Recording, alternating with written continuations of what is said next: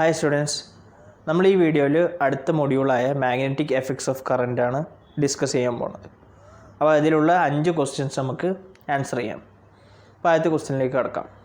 അപ്പോൾ first question നോക്കാം. A moving coil galvanometer has resistance 50 ohm and it indicates full deflection at 4 milliampere current. A voltmeter is made using this galvanometer and a 5 kilo ohm resistance. The maximum voltage that can be measured using this voltmeter will be close to. അപ്പോൾ ഈ ക്വസ്റ്റ്യനിൽ എന്താ തന്നിരിക്കണേ, ഒരു moving coil galvanometer വിത്ത് resistance 50 ohm ഒരു 5 milliampere current full ഡിഫ്ലക്ഷനിൽ indicate ചെയ്തു. അതായത് ഒരു ഗാൽവനോമീറ്റർ 50 ohm റെസിസ്റ്റൻസ് ഉള്ള ഒരു ഗാൽവനോമീറ്ററിൽ ഫുൾ ഡിഫ്ലക്ഷൻ കാണിച്ചു. 5 അല്ല 4 milliampere കറൻറ്റ് പാസ് ചെയ്തപ്പോൾ. അപ്പോൾ അതിലൂടെ പാസ് ചെയ്യുന്ന കറൻറ്റ് 4 milliampere ആണെന്നും അതിൻ്റെ റെസിസ്റ്റൻസ് 50 ohm ആണെന്നും നമുക്കറിയാം. ക്വസ്റ്റ്യനിൽ തന്നിട്ടുണ്ട്. ഇനി നമ്മളോട് പറഞ്ഞുള്ളത്, അതേ ഗാൽവനോമീറ്റർ വെച്ചിട്ട് നമ്മളൊരു വോൾട്ട്മീറ്റർ ക്രിയേറ്റ് ചെയ്യുകയാണെങ്കിൽ വിത്ത് resistance 5 kilo ohm 5 kilo ohm ഉള്ള ഒരു റെസിസ്റ്റർ വെച്ചിട്ട് നമ്മളൊരു വോൾട്ട്മീറ്റർ ക്രിയേറ്റ് ചെയ്യുകയാണെങ്കിൽ ആ വോൾട്ട്മീറ്ററിൽ മാക്സിമം എത്ര വോൾട്ടേജ് മെഷർ ചെയ്യാൻ പറ്റും, എത്ര മാക്സിമം വോൾട്ടേജ് അതിൽ നിന്ന് നമുക്ക് ലഭിക്കും, അതാണ് ക്വസ്റ്റ്യൻ. നമ്മളപ്പോൾ അതിൻ്റെ ഫിഗറേറ്റീവ്ലി ഒന്ന് റെപ്രസെൻ്റ് ചെയ്തിട്ടുണ്ട്. നമുക്കറിയാം ആ സർക്യൂട്ടിലൂടെ പാസ് ചെയ്യുന്ന കറൻറ്റ് 4 milliampere. ഇതാണ് നമ്മുടെ ഗാൽവനോമീറ്ററിൻ്റെ റെസിസ്റ്റൻസ്. നമ്മൾ എക്സ്ട്രാ പ്ലേസ് ചെയ്ത റെസിസ്റ്റൻസ്. അതിൽ നിന്നാണ് ആ രണ്ട് റെസിസ്റ്റൻസിൽ കൂടെ കിട്ടുന്ന പൊട്ടൻഷ്യൽ ഡിഫറൻസാണ് നമുക്ക് വോൾട്ട്മീറ്ററിൽ കാൽക്കുലേറ്റ് ചെയ്യാൻ പറ്റുന്ന മാക്സിമം വോൾട്ടേജ്. മാക്സിമം കറൻറ്റ് ഒരു ഗാൽവനോമീറ്ററിൽ കാൽക്കുലേറ്റ് ചെയ്യാനുള്ളൊരു ഇക്വേഷൻ ഉണ്ട്. അത്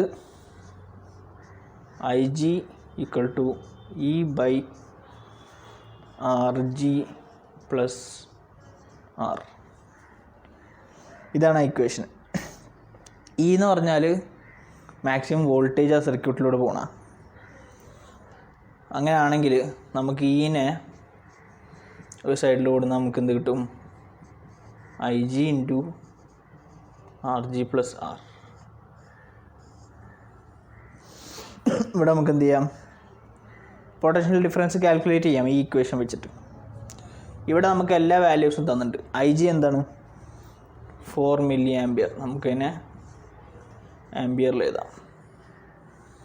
ഇത് 5 × 10³ + 50. ഞാൻ തിരിച്ചെഴുതിയത് RG എന്താണ്, 50 ആണ്. R ആണ് എന്ത്, 5 × 10³ അപ്പോൾ ഇത് കാൽക്കുലേറ്റ് ചെയ്യാം. ഇത് കാൽക്കുലേറ്റ് ചെയ്ത് നമുക്ക് കിട്ടുന്നത് വാല്യൂ 5050 × 4 × 10⁻³ ഇത് നമുക്ക് ഓൾമോസ്റ്റ് 20.2 വോൾട്ട് കിട്ടും ആൻസർ. നമുക്ക് ഓപ്ഷൻസിൽ നോക്കിയാൽ 20.2 ഇല്ല, പക്ഷെ നമുക്ക് 20 ഉണ്ട്. അപ്പോൾ നമുക്ക് ഈ 0.2 നെഗ്ലക്റ്റ് ചെയ്തിട്ട് അപ്രോക്സിമേറ്റ്ലി 20 വോൾട്ട് കൺസിഡർ ചെയ്യാം. അപ്പോൾ ഓപ്ഷൻ ഡി ആണ് ഇതിൻ്റെ ആൻസർ. അടുത്ത ക്വസ്റ്റ്യൻ നോക്കാം. A rectangular coil dimension 5 cm × 2.5 cm with 100 turns carrying a current of 3 ampere in the clockwise direction is kept centered at the origin and in the xz plane. A magnetic field of 1 Tesla is applied along x-axis. If the coil is tilted through 45 degrees about z-axis, then the torque on the coil is. ഈ ക്വസ്റ്റ്യനിൽ എന്താ തന്നിരിക്കണേ, ഒരു rectangular coil ഒരു XZ പ്ലെയിനിൽ place ചെയ്തിട്ടുണ്ട്. അതിൻ്റെ centre ഒറിജിനലായിട്ട്. അതിന് 100 ടേൺസ് ഉണ്ടെന്ന് പറഞ്ഞു. അതിലൂടെ 3 ampere കറൻറ്റ് പാസ് ചെയ്യുന്നുണ്ട്. അതിൻ്റെ ഏരിയ എന്താ തന്നിട്ട് 5 cm × 2.5 cm.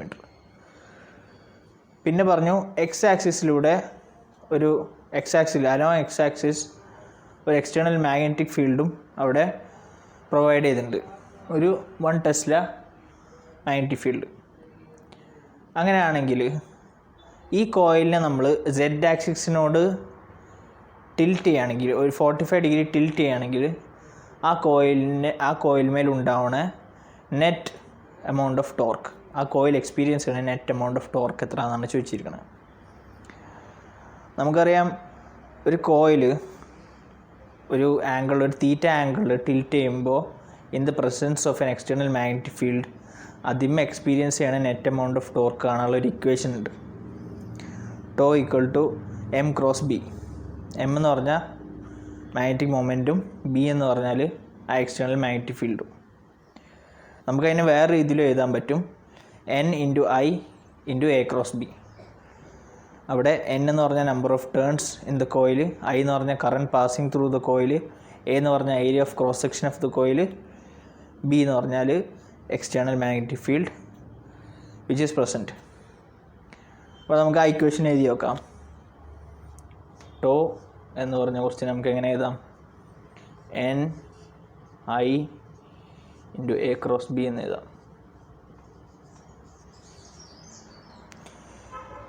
ഇവിടെ എ ക്രോസ് ബിൻ്റെ ക്രോസ് പ്രോഡക്റ്റ് റിമൂവ് ചെയ്ത് നമുക്ക് എന്ത് കിട്ടും, എ ബി സൈൻ തീറ്റ കിട്ടും.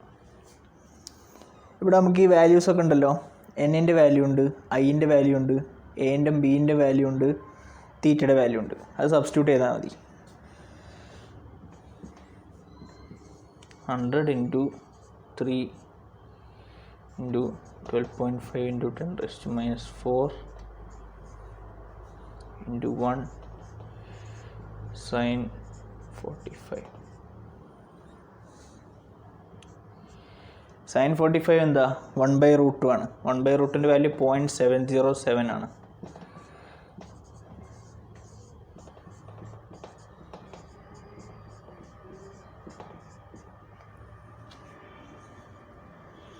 .707 എന്നുള്ള കാര്യം നമ്മൾ കാണാതെ പഠിച്ചാൽ മതി. അപ്പോൾ ഈ ഇക്വേഷൻ മനസ്സിലായില്ലേ? ഈ ഇക്വേഷൻ ആക്ച്വലി എന്താണ്, എം ക്രോസ് ബി എന്ന ഇക്വേഷനാണ്. ഒരു കോയിൽ ഒരു തീറ്റ ആംഗിളിൽ ടിൽറ്റ് ചെയ്യുമ്പോൾ in the presence of external magnetic field അതിന് എക്സ്പീരിയൻസ് ചെയ്യണ നെറ്റ് ടോർക്ക് കാണാനുള്ള ഇക്വേഷൻ എം ക്രോസ് ബി ആണ്. നമ്മളതിനെ N into A cross B എന്നുള്ള ഫോമിൽ എഴുതിയെന്നുള്ളൂ. ഇതതിൻ്റെ വേറൊരു ഫോമാണ്, വേറെ ടേംസ് വെച്ചിട്ട് സെയിം ടോർക്ക് കാണാനുള്ള ഇക്വേഷൻ. ഇതിൻ്റെ ആൻസർ നിങ്ങൾ കാൽക്കുലേറ്റ് ചെയ്യണം. ഇതിൻ്റെ answer almost 2.651 into 10⁻⁻1 newton metre വരും. ഇതിന് നമുക്ക് എന്ത് ചെയ്യാം, 0.2651 ന്യൂട്ടൺ മീറ്റർ എന്ന് എഴുതാം. നമ്മുടെ ആൻസറിൽ ഓപ്ഷൻസിൽ 0.27 ഉണ്ട്, 0.26 ഇല്ല. നമുക്ക് ഈ 0.265 എന്ത് ചെയ്യുക, റൗണ്ട് ചെയ്തിട്ട് 0.27 ന്യൂട്ടൺ മീറ്റർ എന്ന് എഴുതാം. അപ്പോൾ നമുക്ക് ആൻസർ കിട്ടിയല്ലോ. ഓപ്ഷൻ എ ആയിരിക്കും ആൻസർ. ഇതിൻ്റെ കാൽക്കുലേഷൻ ചെയ്യണം നിങ്ങൾ. ഓക്കെ, അടുത്ത ക്വസ്റ്റ്യൻ നോക്കാം.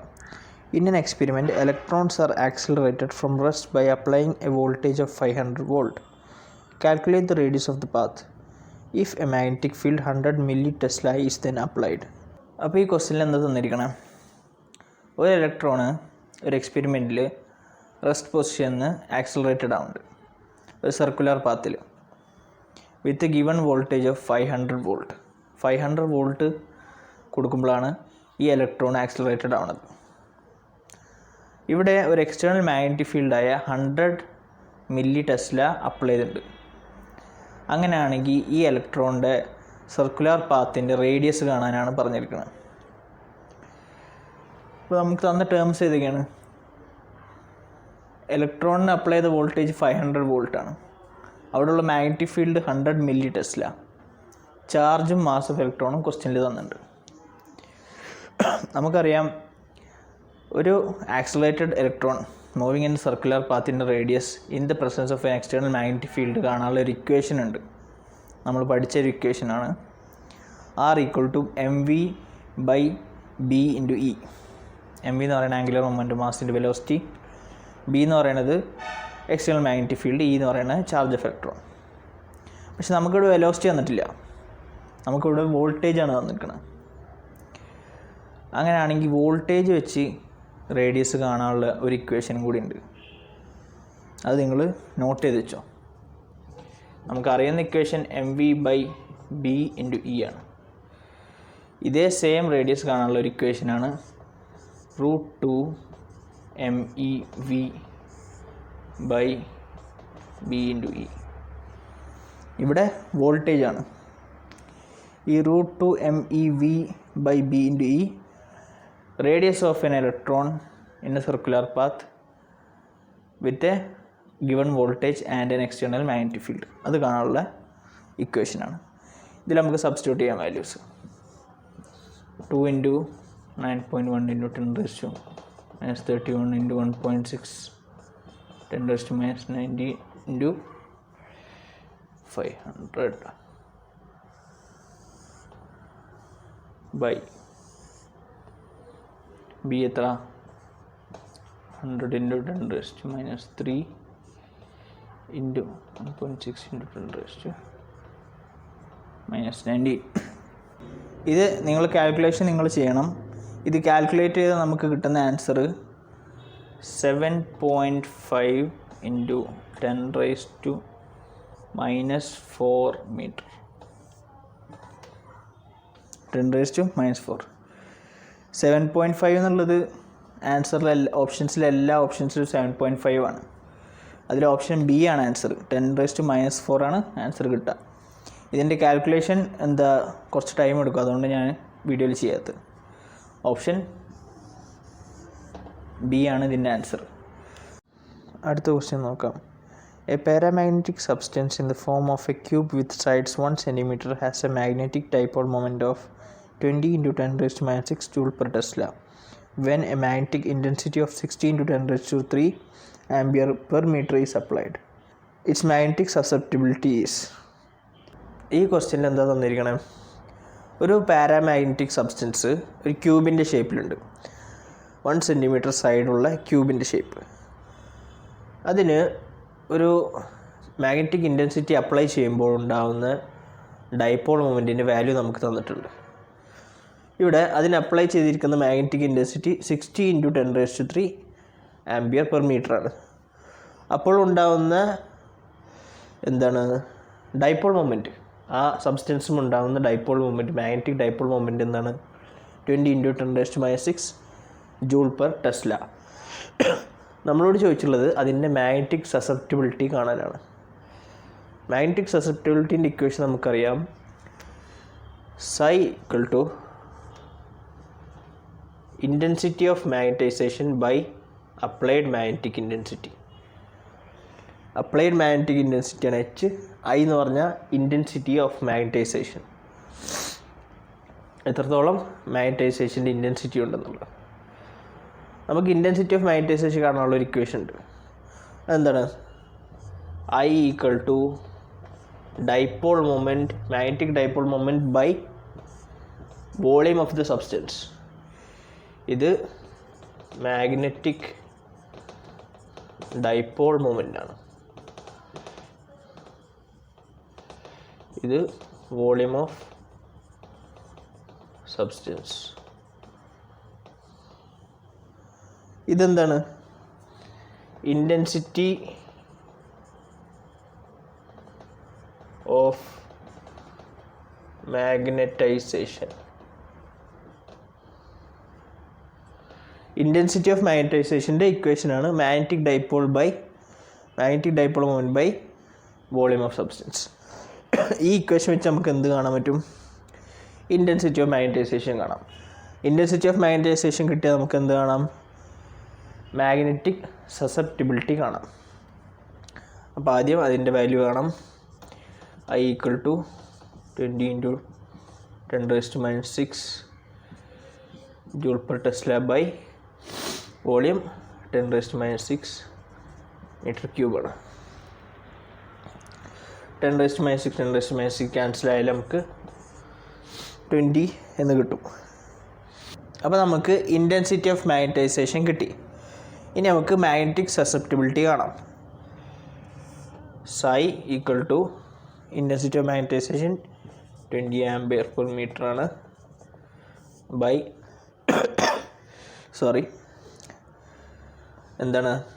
Divide by H. എന്താണ്?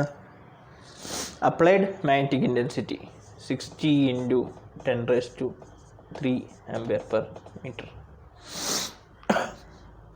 ഇതിൻ്റെ ആൻസർ അപ്രോക്സിമേറ്റ്ലി 3.3 × 10⁻⁻⁴ എന്ന് കിട്ടും. ഇതിന് എന്താ യൂണിറ്റ് ഒന്നുമില്ല, കാരണം സസെപ്റ്റിബിലിറ്റി എന്ന് പറഞ്ഞാൽ ഒരു കോൺസ്റ്റൻ്റ് ആണ്, അതിന് യൂണിറ്റ് ഇല്ല, കാരണം ഈ യൂണിറ്റ് ക്യാൻസലായി പോകും. ഈ കാൽക്കുലേഷൻ നിങ്ങൾ ചെയ്യണം. 3.3 × 10⁻⁻⁴ എന്ന് വാല്യൂ കിട്ടും. അപ്പോൾ ഏതാണ് ആൻസർ? ഓപ്ഷൻ എ ആണ് അതിൻ്റെ ആൻസർ. അടുത്ത ക്വസ്റ്റ്യൻ നോക്കാം. A magnetic needle of magnetic moment 6.7 × 10⁻² ampere metre square and moment of ഇനേഷ്യ 7.5 × 10⁻6 kilogram metre square is performing simple harmonic oscillations in a magnetic field of 0.01 tesla. Time taken for 10 complete oscillations is. ഈ ക്വസ്റ്റ്യനിൽ എന്താ തന്നിരിക്കണേ? ഒരു magnetic needle ഒരു magnetic field of 0.01 ടെസ്ലയിൽ simple harmonic മോഷനിൽ oscillate ചെയ്യുന്നുണ്ട്. അതായത് തന്നിരിക്കണ മാഗ്നറ്റിക് ഫീൽഡ് 0.01 ടെസ്ല, അതിൻ്റെ മാഗ്നറ്റിക് മൊമെൻറ്റ്, ഡൈപോൾ മൊമെൻറ്റ് 6.7 × 10⁻² ആണ്.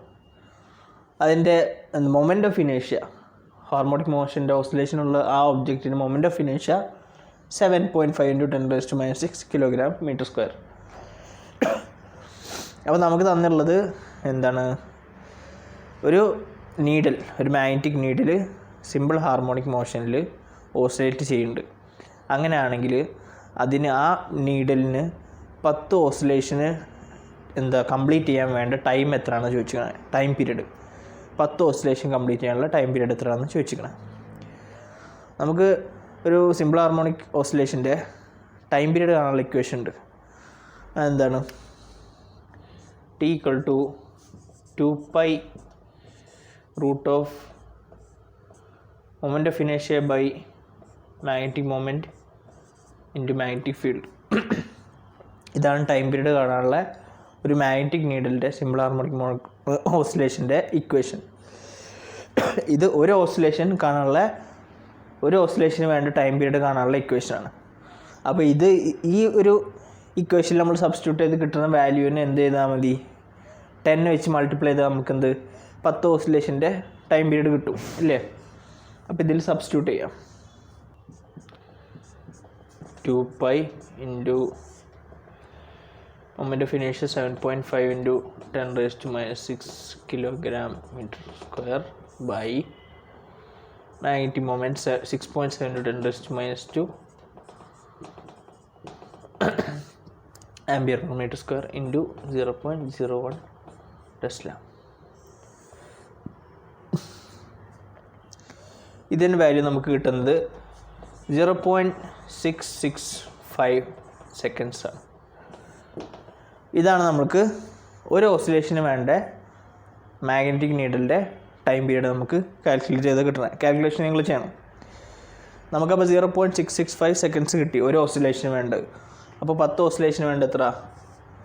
10 ഓസിലേഷൻസിന് വേണ്ട ടൈം പീരീഡ് നമുക്ക് T = 0.665 seconds × 10, 6.65 seconds. 6.65 സെക്കൻഡ്സ് എന്ന് കിട്ടില്ലേ? അപ്പോൾ ഏതാ ഓപ്ഷൻ? ഓപ്ഷൻ ഡി ആയിരിക്കും ആൻസർ.